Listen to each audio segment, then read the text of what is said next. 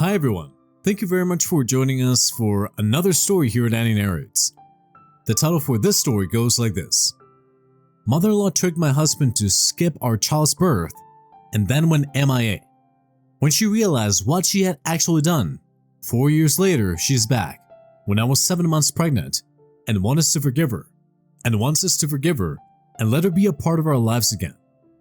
For context, I, 28 female, I'm happily married to my husband Noah, 29 male. We have been together for 8 years and have been married for 6 of them. We were blessed with a beautiful baby girl, Jenna, who is 4, and are expecting our next baby in a couple of months. Everything seemed to be going great. I was trying to relax before the baby came and soak up the rest of my pregnancy because my first pregnancy was an absolute nightmare because of my mother-in-law. There I was, trying to enjoy these last few days before things became hectic when my mother-in-law showed up again. 4 years after trying to ruin my life. I should start at the beginning. I met Noah on a dating app. I liked Noah's profile the minute I saw it, and after chatting for about a week, we decided to meet up so that he could show me around the city. Noah and I vibed instantly. There was something so charming and refreshing about him. He seemed kind and didn't try to do anything that made me uncomfortable. We chatted for hours as we explored the city, and I knew right then that this was going to be something special. We continued to meet at least once a week, and soon we couldn't get enough of each other, and he asked me out. Of course, I said yes. I was thrilled. About a year into dating, things were getting pretty serious between us, and we decided that it was time that we met each other's families. We celebrated Thanksgiving with my family, and it was amazing. My parents and sister loved Noah, and he seemed to blend in with us perfectly. We spent Christmas with Noah's family, and it was a much less pleasant experience. Noah lived with his mother and grandparents. As I mentioned before, he was an only child. His parents were divorced, and his dad was remarried. His family was much smaller than mine was, so it was much more of an intimate affair. Noah's mother, Judy, 57 female, disliked me from the very beginning. I knew the minute I met her that we were not going to get along. She was one of those boy moms, the ones who are obsessed with their sons, and especially with their romantic lives. The kind of mothers that tend to be extremely toxic, especially to their sons' partners, and Judy was no exception. I tried having a pleasant conversation with her, but she seemed very rude and indifferent. She was all over Noah, hugging him and kissing him, and then looking at me to see my reaction. The whole thing was slightly uncomfortable. When I sat next to Noah at the dinner table, she ran to us and told me that Noah always sat next to her and I had to move. I thought she was joking and laughed, but she was serious. Noah looked embarrassed and told her to tone it down, but then she looked like she was about to burst into tears, so I did end up moving.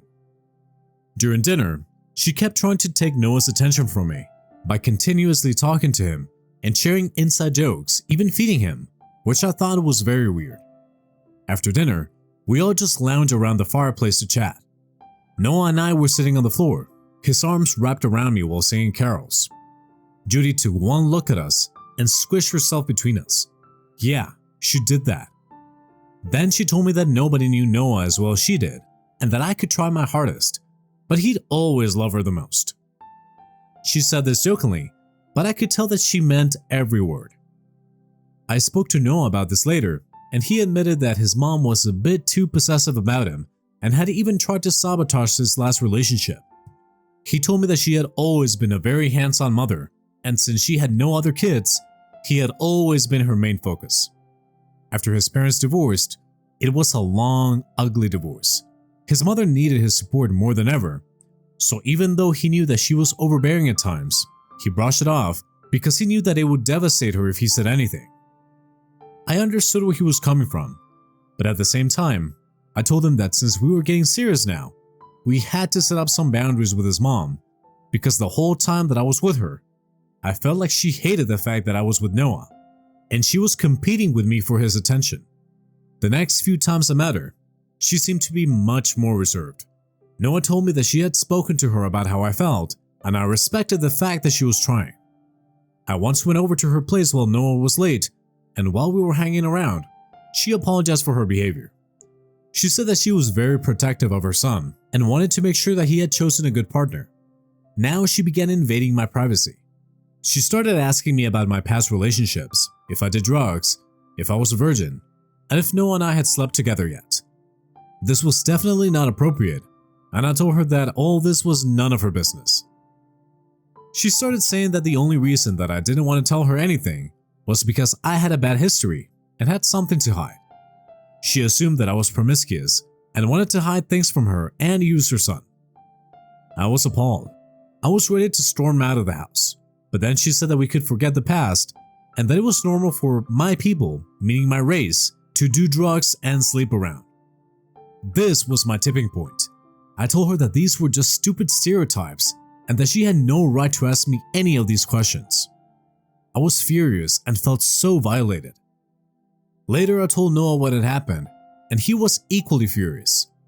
The next day, we met up with Judy again, and we made things clear. Noah told her that she had to back off and mind her own business. He said that he had no right to ask me any of those questions and judge me based on those stupid stereotypes. He loved me, and that's all that mattered. He told her that I made him happy, and that if she truly loved and respected him, she would have to do better. His mother cried and said that she didn't mean to offend me, and that she just had Noah's best interest in mind, but agreed to back off and apologize. Noah and I got married much to his mother's displeasure. She constantly whined about the fact that nobody was going to look after her and she was going to be all alone. We started settling into married life, and it was a bliss. We were still pretty young and starting our careers, so we decided to put kids on hold until we were more stable. But my mother-in-law became obsessed with the thought of our kids. She kept saying that we should take our time and not rush into it. She had Noah when she was very young and told us that it would be better if we had kids when we were in our 30s.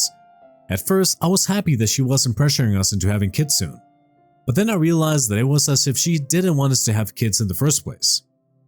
She kept asking about my birth control and somehow was even tracking my period. I was extremely weirded out by this and confronted her. She said that she just didn't want us to make a mistake and regret it later. I was so annoyed by her constantly asking about when we were having kids or if we were trying, and I just wanted her to get off my back. I told her that she didn't have to worry about us making any mistakes because Noah had gotten a vasectomy, so we were good. Of course, I only said this to stop her continuous rambling once and for all, but she just said that it was good because, quote, I didn't have childbearing hips anyway, end quote. This lady was insufferable, but she stopped interfering after this. After about a year, we got the best news of our lives. I was expecting it. We broke the news to everyone at a party, and all of them were thrilled. This was the first grandchild of the family, so everyone was anxious but excited. All except my mother-in-law. She still believed that Noah had gotten a vasectomy, and was furious when she found out, accusing me of being a cheater. I had told Noah about what I told his mom, and we were both kinda expecting this reaction from her. We both sat her down and told her that Noah had never gotten a vasectomy, and it was a lie just to get her off our back. She refused to believe us and continued saying that I was a cheater. Even when Noah promised her that he had never had the surgery, she wasn't convinced, but ultimately she just accepted it. I noticed that she would incessantly keep calling Noah all the time to talk about me, but neither of us paid any heed to her. Around the 6th month of my pregnancy, while I was at work, I got a call from security saying that there was a crazy lady who knew me. I was confused and curious and went down only to see that it was my mother-in-law held by security guards. It was so bizarre. She said that she was just passing by the area and thought to pay me a visit, which was weird because she didn't know where I worked. The receptionist and security guard told me that she had been following me to work for over a month. At first, they thought that it was a random lady, but she always came by the building just a few minutes after I did and kept peeking through the windows and trying to get to my floor. She also asked the receptionist about me and my friends, and that's when she started getting suspicious. Today, my mother-in-law had tried to steal an ID card and get on the elevator without permission, and that's when they caught her. I was shocked. This whole thing was so random. My mother-in-law kept denying that any of this happened and kept insulting security, saying that they were trying to frame her, but I didn't believe a word she was saying. She was stalking me. They asked if I wanted to involve the police, but I denied it and called Noah. I didn't even want to look at her anymore. Noah was furious when he came to know what happened. He was repulsed by what she said. This time he too had had enough. He told her to stop interfering in our lives and to leave us alone. He didn't want to hear any explanations. She tried guilt-tripping him by saying that she loved him and that I was having an affair, but this time Noah had no sympathy for her. He told her that if she ever did anything like this again, he didn't want to have anything to do with her, and that from that day on, the less contact they had, the better. I couldn't process that she was stalking me. I mean, what did she want to prove? Noah was more disgusted by this thing than anyone. He told me that his mom had gotten insane and apologized to me for everything, even though it was not his fault. My mother-in-law was distraught. She didn't contact us, but kept posting sad posts on Facebook. The remainder of my pregnancy went on smoothly, and it was finally go time. I got up in the middle of the night with extreme pain, and I knew that the baby was coming. We rushed to the hospital and got admitted. Noah was more nervous than me, and honestly, it was so cute watching his face light up when he heard our baby's heartbeat on the monitor. I chose for a natural delivery with no drugs, but I was regretting my choice because the pain was unbearable. We informed our families that the baby was coming, and my parents rushed to be by my side. The doctor told me that the baby was breech and that they could try turning the baby physically, but if that failed, they now would have to get a C-section. I was terrified, but Noah held my hand and comforted me. They tried to maneuver the baby, and it was the worst pain I had ever felt. I couldn't bear it, and the doctors decided to just wait and see if the baby would turn by itself. It was agonizing, and I ended up getting an epidural. In the midst of all this, my mother-in-law kept calling Noah a million times. When he finally answered, she sounded out of breath as if she was crying. She said that she had fallen down the stairs while rushing to the hospital, and she thought that she had broken her ankle and hit her head. She begged Noah to go and help her. Noah didn't want to leave my side and asked her to call an ambulance or a neighbor, but she said that she couldn't reach anyone and that she wanted him there. Even though I was in a world of pain, I told Noah to go and bring her here soon. He protested because he didn't know if I was going to have a C-section, but I promised to keep him updated. Now I was getting tired. I got assessed and told that I needed to have an emergency C-section because the baby's heart rate was weak. I was terrified.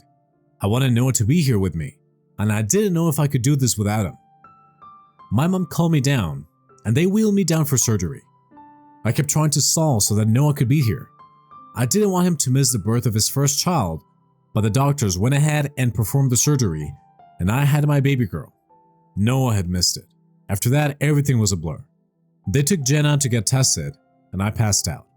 When I woke up, I saw that I was back in the ward with Noah by my side and Jenna in the crib. Noah looked livid, as if he was crying. I was worried, and he told me that his mom had tricked him. She lied about everything. Once he reached home, he said that his mother was perfectly fine waiting for him. She hugged and kissed him with tears in her eyes, saying that she knew he would come no matter what.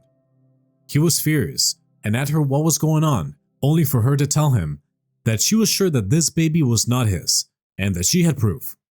She told him that I had been cheating on him and lying to him about the paternity of the baby because if he knew the truth, he would leave me.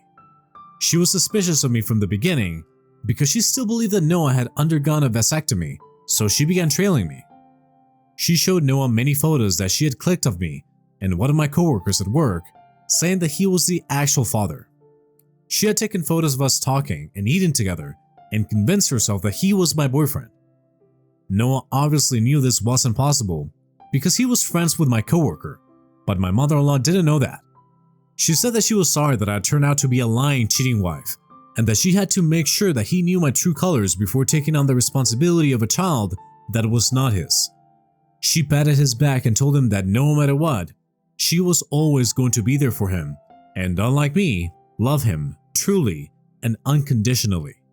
That's when Noah told her that she was ruining his life. She was manipulating him this whole time to get his attention, and this was emotional incest. He told her that he had warned her several times to back away and mind her own business. She kept ignoring it and continued to disregard our privacy and pry into our lives, and she even stalked me and took photos of me and others without consent. He told her that he was not a replacement for her husband. He was her son, and he wanted to be treated that way. She had very unhealthy boundaries when it came to them, and it was high time she stopped treating me like competition. He had left his pregnant wife, who was about to give birth with complications, all alone, just for her to lie to his face and trick him. He was so mad with her that he was going to call the police and press charges on her for stalking, but then he got the call that I was being taken for surgery and rushed to be by my side. Before leaving her, he told her that she had lost the right to be his mother. If she truly loved him, she would never even dream of doing anything like this, and that he was ashamed of her. Noah was devastated that he missed Jenna's birth just because of his mother's jealousy. I couldn't believe that she had fallen to such a disgusting level. Before we could figure out what to do, my mother-in-law sent us a long email saying that she was leaving.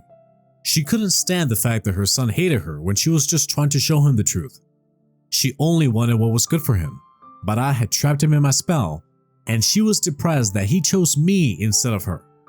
She said that she was a victim of abuse by both of us and that we didn't deserve her. She also said that she was leaving that life behind to start a new one with people who mattered, and that one day Noah would regret choosing me. And from that day on, we didn't see her.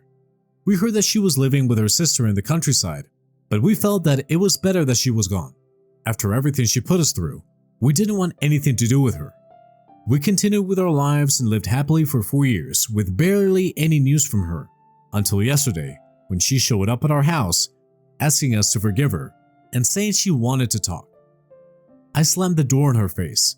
I was so taken aback. I don't know what to do. I don't want to deal with her again, especially with a new baby on the way. I haven't told Noah yet. What do I do? Wow, this has been one roller coaster ride.